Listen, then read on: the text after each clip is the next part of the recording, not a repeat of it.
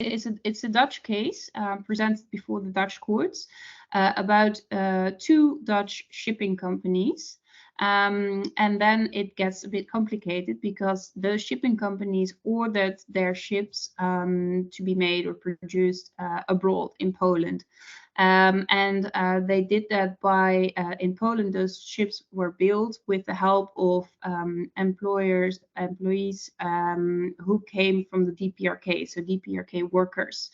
And those people were treated very badly under very bad labor conditions, which were similar to modern slavery.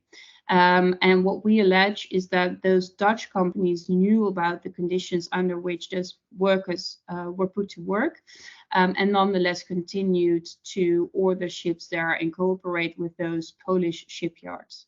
And by doing that, they profited from that slave labor, but also they took ships which they knew were actually coming from crime, because producing a ship in that way is, in fact, is a crime. And by then taking that ship, putting it on the Dutch market and making money with it, that's, we say that accounts to money laundering. So that's the second heavy legal argument that we're making. And we've also talked about fencing, which is the same reasoning that we use with the money laundering. So we say basically you take a product which you know is coming from crime, you didn't actually commit that crime, had the labor exploitation yourself, but by then monetizing that product, you are facilitating and you are cooperating, and that constitutes separate crimes. And that's what this case is about. Of course, we hope that this will be a groundbreaking case, setting a new legal precedent.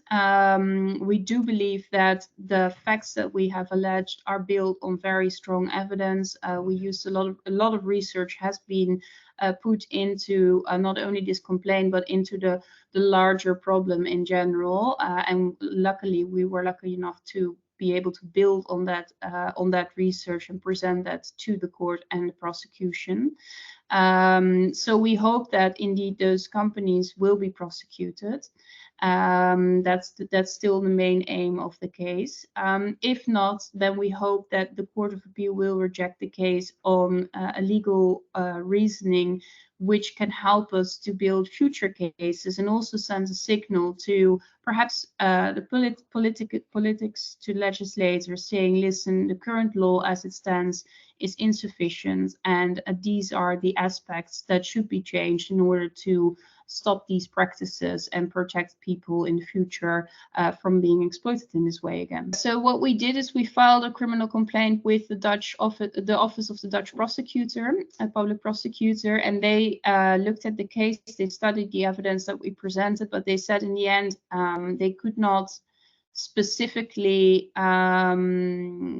decide how much profit was actually made by those Dutch shipping companies. And they said in order to establish whether or not they actually profited from the crime, we need to know what that profit was. And they say it's very difficult to decide that because it's difficult to place labor costs within the larger aspects of the total shipbuilding companies and the total shipbuilding, the cost to build a ship, basically.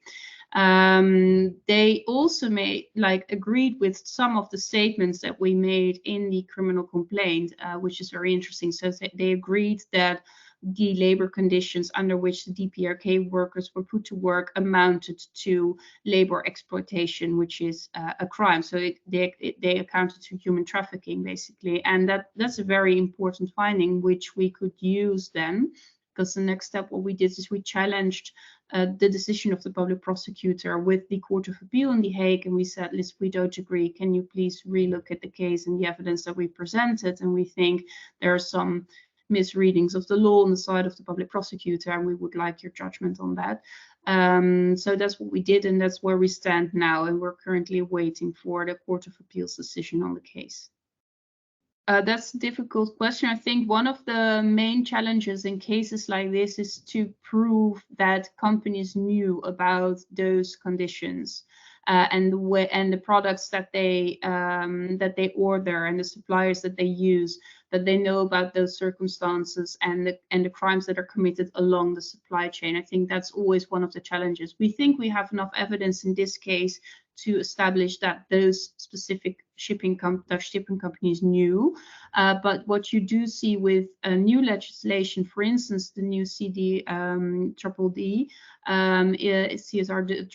is that there is much more legislation coming forcing companies to do that investigation in their supply chain to make sure that those types of crime can no longer exist within their supply chain. And if they do that, they should take steps to avoid that and heal the process, basically. So from a preventive point of view, there's still some steps to take, but you do see that the legislator is more and more aware of those circumstances and trying to help victims by creating stronger laws.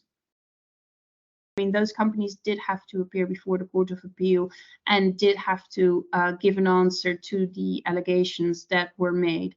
So at least there was some form of accountability there already.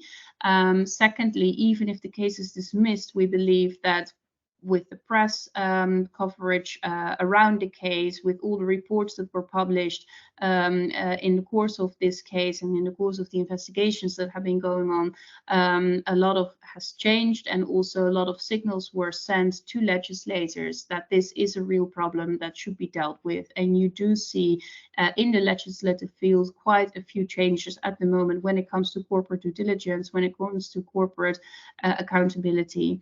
And what we hope is that even if the case is dismissed, it will send a very strong signal to the legislator that there is still some work to be done in order to avoid these cases in the future. So I do think those are all very strong aspects of strategic litigation, which make these cases important, even if the end result is maybe not a successful prosecution and conviction. You can still achieve quite a lot along the way. And I think that's something that this case really shows.